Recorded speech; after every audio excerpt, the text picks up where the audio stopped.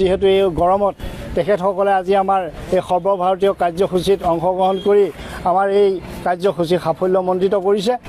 যেহেতু আমাৰ দাবীসমূহ আপোনালোকক আমি কৈছোঁৱে যে শ্ৰম সংহিতা আৰু ৰাজহুৱা খণ্ড ব্যক্তিগতকৰণ যি নীতি চৰকাৰে গ্ৰহণ কৰিছে সেই নীতিৰ বিৰুদ্ধে আৰু ঠিকা শ্ৰমিক সকলো শ্ৰমিকৰ ন্যূনতম মজুৰি আজিলৈকে মানে ধাৰ্য কৰা নাই। যেহেতু আপোনালোকে জানে আমাৰ বজাৰত আজি যিমান বস্তু আছে সকলোবিলাক বস্তুৱে MRP আছে, কিন্তু আমাৰ শ্ৰমিকসকলৰ কোনো MRP নাই। যাৰ যেনেকৈ মন যায় তেনেকৈ ব্যৱহাৰ কৰিছে।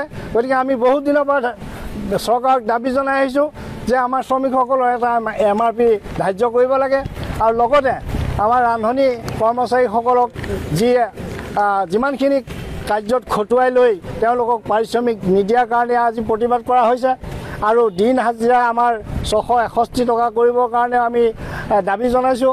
আৰু শ্ৰমিক কল্যাণ পৰিষদৰ যিটো আমাৰ সক্ৰিয়তা মানে আমাৰ নিৰ্মাণ শ্ৰমিক কল্যাণ পৰিষদ যিটো building and other construction workers welfare board বুলি এখন সুপ্ৰিম কোৰ্টৰ আইন আছে, সেই আইনমতে আমি 13 দফা সুবিধা পাব লাগে শ্ৰমিকসকলে। আৰু সেই সুবিধাসমূহ 2021 চনৰ পৰা আজি কোপতি মোকলাই নিদিয়াৰ আমি তীব্ৰ প্ৰতিবাদ জনাইছোঁ।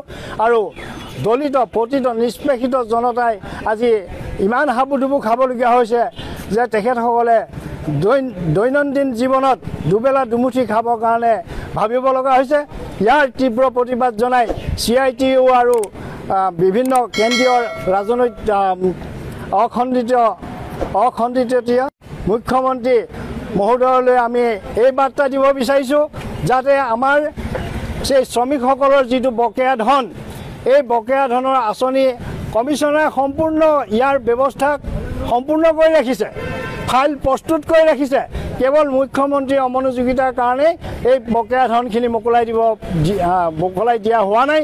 গতিকে আমি ইয়াৰ জৰিয়তে তেখেতক আমি বিনম্ৰভাৱে অনুৰোধ জনাইছোঁ যে আমি যিহেতু এই দুখীয়া জনতাৰ কাৰণে তেখেতে বক্তব্য দি ফুলজাৰি মাৰি ঘূৰি ফুৰে, গতিকে কিন্তু দুখীয়াসকলে যে আজি ইয়াৰ পৰা বঞ্চিত হৈছে তাক আমি অতি সোনকালে মোকলাই দিবৰ কাৰণে অনুৰোধ জনাইছোঁ। আৰু আজি আমাৰ যিটো ধৰ্মঘট অনুষ্ঠান মেইন উদ্দেশ্য হৈছে ৰান্ধনি দুৰ্দশা।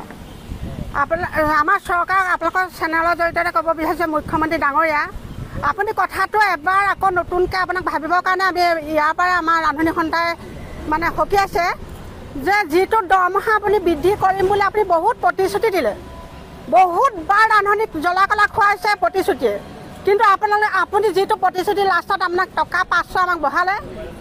আপুনি এবাৰ নিজেই নিজৰ চকীত বা আমাৰ ঠাইত এবাৰ ভাবক যে টকা 2000 এটা পৰিয়াল কেনেকৈ চলিব, কি কৰিব। যদি আপুনি এই পৰিয়ালটো চলিব পৰা উপায় আপুনি দেখুৱাব পাৰে, আমিও 2000 টকাতে সন্তুষ্ট হ'ম।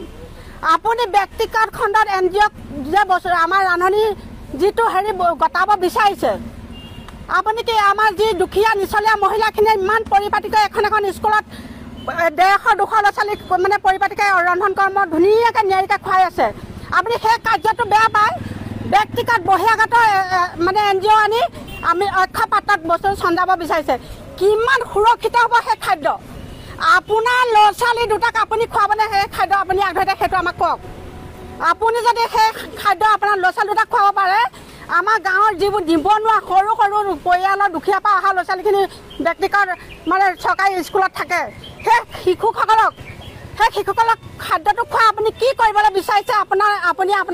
আমি প্ৰশ্ন কৰিছোঁ, আপুনি উত্তৰটো দিয়ক। আৰু আমাৰ মাননি ঠাইত আমাৰ মজুৰি কৰক, আমাৰ নিম্নতৰ মজুৰি 10,000 বৃদ্ধি কৰাটো কৰিবলৈ আমি এই চেনেল জৰিয়তে আমি উত্থাপন কৰিছোঁ। গতিকে আপোনাক বিনম্ৰভাৱে আজি এই ধৰ্মঘট অনুষ্ঠানৰ পৰা আপোনাক সকীয়াইছোঁ যে মাননি ঠাইত আমাৰ মজুৰি 10,000 টকা বৃদ্ধি কৰক, নহ'বা আহি থকা আগন্তুক দিনত আপোনাৰ ইয়াতকৈ আমাৰ বহুত জংগী আন্দোলন হ'ব, তাৰ কাৰণে দায়ী হ'ব আপুনি। অসম ৰাজ্যিক আশা ইউনিয়ন আমি আশা সমিতিৰ পৰা আমি চনতুলি গৰাইমাৰী ছয়গাঁও বকসকলৰ আশা বাইদেউসকল একেলগ হৈছোঁ। আমি আজি ৰাজপথত ওলাব লগা হৈছে যে আমাৰ যিবিলাক সমস্যা আছে, আমাৰ এটা সমস্যাৰ সমাধান দিয়া নাই। আজি 4 মাহ ধৰি আমাৰ যিখিনি আমি মাননি পাওঁ সেইখিনি বন্ধ কৰি ৰাখিছে। লগতে আমাৰ যিখিনি পাবলগীয়া ধন যিখিনি দিনে ৰাতি আমাৰ চৰকাৰে ঘটাই সেইখিনি ধন আমাক আদায় নিদিয়ে। সেইকাৰণে আমি সকলোৱে একেলগ হৈছো যে আমাৰ সেই কষ্টৰ বিনিময় আমি চৰকাৰক মাননি নোখোজো, আমি মজুৰিহে খোজো। আমাৰ দাবীসমূহ যে আমাক প্ৰতি মাহিলী আমাৰ 10,000 টকা আদায় দিয়ক, আৰু আমাৰ যিখিনি কাম দিছিলে আমি কেৱল 6টা কামৰ ওপৰত স্বীকৃতি দিছিলো। আজি চৰকাৰে বৰাই আমাক 100টা কামহে দিছে। আমাৰ চবে কাম কৰিব লাগে, কিন্তু কামৰ বিনিময় আমাৰ কোনো মজুৰি নাই। এনেই আমাক খটাই আছে চৰকাৰে। আজিৰ পৰা 2006 আৰু 7ৰ পৰা আজিলৈকে 25 চন, আজিলৈকে 20 বছৰ ধৰি চৰকাৰে আমাক এনেই খটাই আছে। আমাৰ কোনো মজুৰি নোহোৱাকৈ খটাই আছে যে আমাক অমুক দিব তমুক দিব, কিন্তু কামখিনিহে অন্ত নাই। আমাক খটাই পিছত আমাক একোহে নিদিয়ে।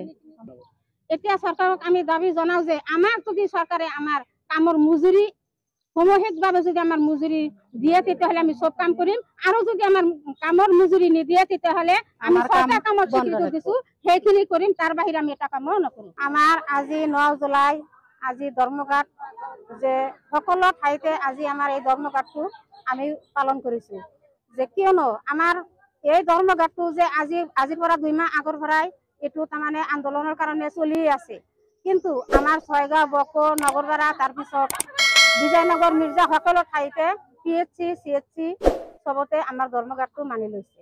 কিন্তু আজি এইটো দুখৰ বিষয় যে আমাৰ বকো PHCৰ আণ্ডাৰত, নগৰপাৰা PHCৰ আণ্ডাৰত চৌন্তলি PHCৰ ইনচাৰ্জ ডক্টৰ মান্নান আলীয়ে আমাৰ এই ধৰ্মঘাটটো মানি লোৱা নাই। এইটো আমাৰ অতি দুখৰ বিষয়। কিয় ডক্টৰে আশা নোহোৱাকৈ চলিব পাৰিব নেকি? আমি সিহঁতৰ লগত দিনে ৰাতিয়ে সকলো সময় তাত সিহঁতৰ লগত জড়িত থাকো।